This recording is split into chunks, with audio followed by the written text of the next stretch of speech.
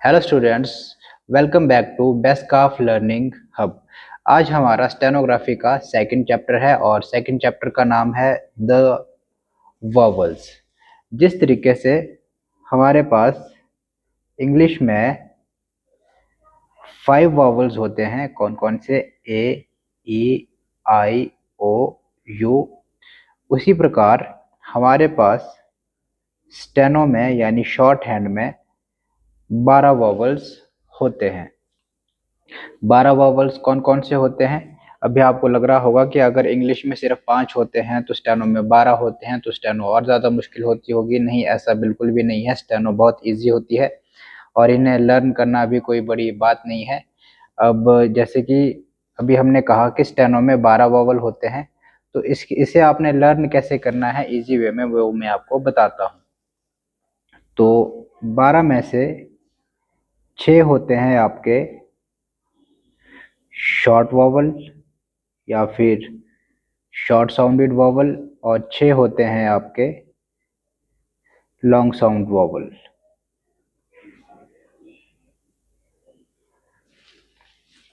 तो आज जो हम डिस्कस करने वाले हैं, आज हम पढ़ेंगे सिर्फ और सिर्फ लॉन्ग साउंड वॉवल के बारे में। अब ये लॉन्ग साउंड वॉवल कौन कौन से होते हैं, तो इसे याद करने के लिए भी एक ट्रिक होती है। वो ट्रिक क्या है?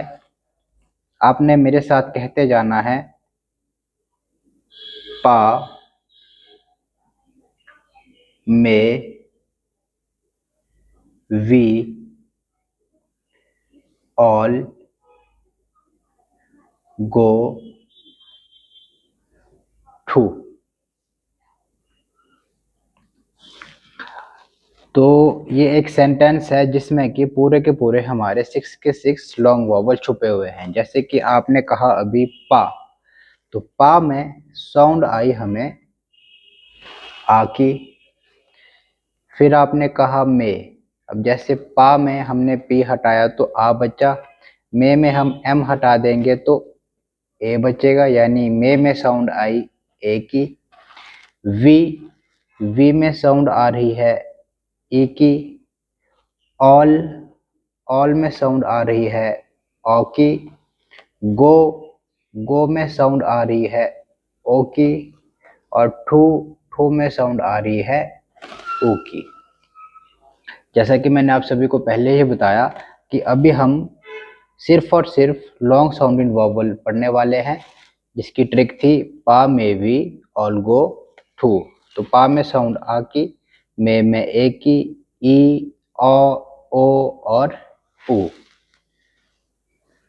अब हमने देखना है कि इसे हम स्टेनो में लिखेंगे कैसे। तो जो ये फर्स्ट के 3 है यानी पा, मे, वी, इन्हें हम डिनोट करते हैं हैवी डॉट से। जैसे कि आप देख पा रहे हैं ये थोड़े हैवी डॉट है, ये हैवी डॉट है। और अगर जैसे मैं यहाँ पे एक डॉट लगाता हूँ, ये लाइट डॉट है और ये हैवी। ये लाइट डॉट है और ये हैवी, ये लाइट है और ये हैवी। तो जो भी ये साउंड है पा, मे, वी, इसे हम डिनोट करते हैं हैवी डॉट से। और ऑल, गो, टू, इसे हम डिनोट करेंगे हैवी डैश से। तो ये अब आपके मन में या फिर दिमाग में बात चली होगी कि अगर हम आ को भी ऐसे ही डिनोट कर रहे हैं, ए को भी सेम आ की तरह डिनोट कर रहे हैं, ई को आ और ए दोनों की तरह डिनोट कर रहे हैं, तो इनमें हम डिफरेंस कैसे जानेंगे? तो ये बहुत डिफरेंस जानना बहुत इजी है। आपने एक चीज़ याद रखनी है, जो आपका पा होता है ये होता है आपका फर्स्ट प्लेस का। जो आपका मे है ये है आपका सेकंड प्लेस का। जो आपका वी है, वी होता है थर्ड प्लेस का। तो चलो आज ये 6 नहीं, आज हम सिर्फ और सिर्फ ये 3 ही करेंगे, पा, मे और वी। अब आप सोच रहे होंगे कि ये फर्स्ट प्लेस क्या होता है, सेकंड प्लेस क्या होता है और ये थर्ड प्लेस क्या होता है। तो इसे भी समझना बहुत इजी है। अब जैसे मैंने ये लिखा पी, अब जहां से मैंने ये पी स्टार्ट किया बनाना, यानी पी का जो स्टार्टिंग पॉइंट है यानी ये वाला पॉइंट, इसे हम कहते हैं फर्स्ट प्लेस। P का जो मिड पॉइंट है इसे हम कहते हैं सेकंड प्लेस। और जहाँ पे कोई स्ट्रोक एंड होता है, जैसे एक P का एक स्ट्रोक था और यहाँ पे ये एंड हुआ, इसे हम कहेंगे थर्ड प्लेस। अब आप लोगों ने मुझे बताना कि इसमें फर्स्ट प्लेस कौन सा है, सेकंड प्लेस कौन सा है और थर्ड प्लेस कौन सा है। ये मैंने यहाँ पे टी बनाया है। अब आप सभी ने मुझे बताना है कि इसमें फर्स्ट प्लेस कौन सा है, सेकंड प्लेस कौन सा है और थर्ड प्लेस कौन सा है। तो बहुत इजी है, जैसे कि हमने अभी बताया, जहां से कोई स्ट्रोक शुरू होता है उसे हम कहते हैं फर्स्ट प्लेस, उसका मिड वाला होता है सेकंड और एंड वाला थर्ड। अब वैसे अगर हम अपवर्ड स्ट्रोक की बात करें, जैसे कि हमने लिखा W, तो W अगर यहाँ से शुरू हुआ है तो ये इसका फर्स्ट प्लेस होगा, और ये मिडिल वाला इसका सेकंड प्लेस होगा और ये इसका थर्ड प्लेस होगा। अब हमने लिखा है F, F कहाँ से शुरू हुआ, F यहाँ से शुरू हुआ, तो ये इसका फर्स्ट प्लेस, ये इसका सेकंड प्लेस और ये इसका थर्ड प्लेस। तो प्लेसिंग जानना, किसी स्ट्रोक की प्लेसिंग जानना बहुत इजी होता है, ये कोई मुश्किल टास्क नहीं है। अगर हम बात करें इश्क की, तो ये इसका फर्स्ट प्लेस, ये सेकंड प्लेस और ये इसका थर्ड प्लेस। अब जैसे कि अभी हमने डिस्कस करा कि जो आ की साउंड है वो होती है फर्स्ट प्लेस की। तो यानी अगर हमने आ लिखना है किसी स्ट्रोक में तो उसे हम फर्स्ट प्लेस में ऐसे नोट करेंगे।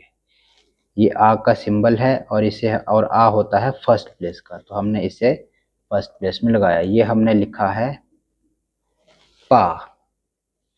हमने लिखना है माँ, तो हमने एम बनाया और एम का फर्स्ट प्लेस ये वाला, ये हमने लिखा है माँ। हमने लिखना है चा, ये हमने चे बनाया है, चे यानी च में हमने लगाना है आ, ये हमने बना दिया चा। आई होप कि आप सभी को समझ आ रहा होगा। तो अब जो इम्पोर्टेंट चीज़ है जो पूरे स्टेनोग्राफी के एंड तक आप सभी के काम आने वाली है, वो है बिफोर एंड आफ्टर कॉन्सेप्ट। कहने का मतलब है, अभी जैसे कि यहाँ पे हमने लिखा पा, पी के बाद आ रहा था तो हमने पी के बाद लगाया आ। लेकिन अगर हमने लिखना हो आप, तो कैसे लिखेंगे। यहाँ पे एक्चुअल में हो क्या रहा है, यहाँ पे पहले आ रहा है और उसके बाद पी आ रहा है यानी प, तो यानी पी के पहले वावल आ रहा है। तो अब आपने याद रखना है, जितने भी डाउनवर्ड स्ट्रोक होते हैं, मैं यहाँ पे लिख देता हूँ, जितने भी डाउनवर्ड या फिर अपवर्ड स्ट्रोक होते हैं उनकी राइट साइड यानी दाईं साइड हमेशा बनाएगी आफ्टर। फॉर एग्जांपल, जैसे कि हमने लिखना था पा, तो यहाँ पे क्या हुआ, पहले पी आया, पी के बाद वोवल आया आ, तो यानी ये पी है तो इसकी राइट साइड ये वाली हुई, ये वाली, ये इसकी राइट साइड है। तो हमने पी के बाद वोवल लगाना है आ का। यहाँ पे इसलिए लगाया क्योंकि आ जो है फर्स्ट प्लेस का होता है और आ को डिनोट करते हैं हैवी डॉट से, तो पी में आ पा। अच्छा, और हमने एक चीज याद रखनी है, जितने भी डाउनवर्ड और अपवर्ड स्ट्रोक होते हैं उनकी लेफ्ट साइड यानी बाईं साइड हमेशा बनाएगी आपका बिफोर। एग्जाम्पल, जैसे कि हमने लिखना है आप, तो यहाँ पे क्या हुआ, पहले पहले आ आया और उसके बाद पी आया, तो हमने पी बनाया और पी के पहले यानी ये इसकी लेफ्ट साइड है, तो यहाँ पे हमने लगा दिया, तो ये बन गया हमारा आप और ये बन गया हमारा पा। अब जैसे हमने हमने बनाना है चा चा, तो यहाँ पे क्या हुआ, पहले यहाँ पे च आया, फिर आया आ, उसके बाद फिर से एक च आया, फिर आया आ, यानी च के बाद आ और च के बाद आ, यहाँ पे च दो बारी आ गया। और हमने क्या करना है, अब देखो च के बाद साउंड है तो हमने एक च बनाया और फिर दूसरा बनाया और इसमें लगा दिया आ, और दूसरा च यहाँ से स्टार्ट हुआ तो इसमें लगा दिया आ, यानी ये बन गया चाचा। अब जो सबसे इम्पोर्टेंट चीज़ है वो ये है कि अगर कोई वॉवल फर्स्ट प्लेस का है तो जो आपका स्ट्रोक है, फर्स्ट प्लेस का कोई वॉवल है तो जो उसके साथ जो स्ट्रोक आ रहा है वो बनेगा आपका अबव द लाइन। जैसा कि हमने इससे पहले किया, हमने बनाया था पा, अब इसमें क्या हुआ, पी आया, पी में आया आ, तो यानी स्ट्रोक तो इसमें पी आ रहा है, यानी जो पी का स्ट्रोक है वो बनेगा अबव द लाइन। ये आपकी लाइन है लाइन के ऊपर, यानी ऐसे, यानी ये लाइन इसमें इस लाइन के साथ टच नहीं होनी चाहिए, ठीक है। और अगर कोई सेकंड प्लेस का वॉवल है तो वो बनेगा, तो उसका जो स्ट्रोक बनेगा वो बनेगा on the line. For example हमने लिखना है पे, अब यहाँ पे क्या हुआ, पी आया, पी में साउंड आई ए की, ये मैं इंग्लिश वाला ए नहीं लिख रहा हूँ, ये सिर्फ आपको समझने के लिए है, ये ए की साउंड है, यानी यानी ये लाइन है तो स्ट्रोक बनेगा इस लाइन के ऊपर, यानी ऑन द लाइन। और ये ए होता है आपका सेकंड प्लेस का, तो इसे हम डिनोट करेंगे सेकंड में, तो ये बन गया आपका पे। अब जो थर्ड प्लेस का वॉवल आता है तो जो उसमें जो स्ट्रोक बनेगा वो बनेगा आपका थ्रू द लाइन।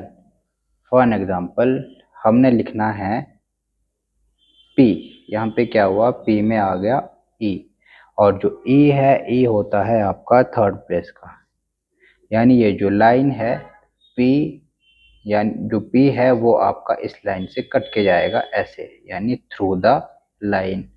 और यहाँ पे हम लगा देंगे ये, यहाँ पे हमने इसलिए लगाया क्योंकि ये पी का फर्स्ट, ये सेकंड और ये थर्ड, और थर्ड प्लेस में जो साउंड आ रही थी वो आ रही थी ई की, तो पी में लगा दिया ये हमने ई, और ये बन गया हमारा पी।